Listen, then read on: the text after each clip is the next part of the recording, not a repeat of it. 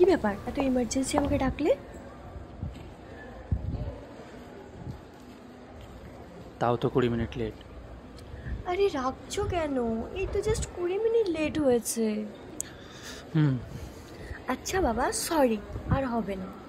আচ্ছা, আজকে তো তোমার ইন্টারভিউয়ের রেজাল্ট বেরোনোর কথা ছিল, কি হলো?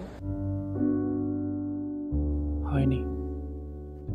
ইটস ওকে বাবা, মন খারাপ করো না, নেক্সট টাইম হয়ে যাবে। এবার তুমি বিয়ে করে নাও, কোনো ভালো ওয়েল সেটেল ছেলে দেখে।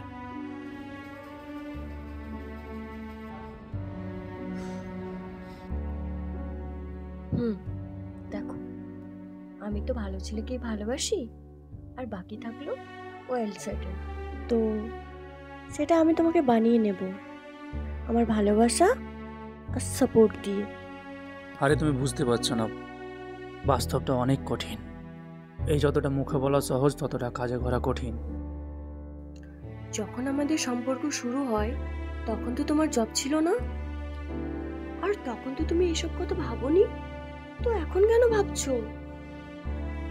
তোমাদের ছেলেদের এটাই হচ্ছে মেন প্রবলেম। প্রেম করার সময় তোমাদের এইসব মনে থাকে না, তখন তো রোমান্টিক হিরো সেজে মেয়ে পটাতে চলে যাও।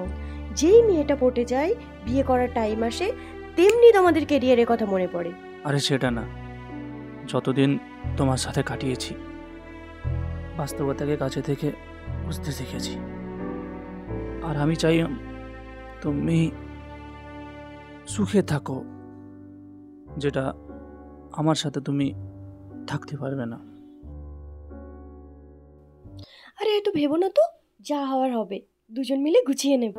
আমার কাছে একটাই জীবন, একটাই প্রেম, আর একটা পুরুষেরই সাথে, আর সেটা হচ্ছে তুমি।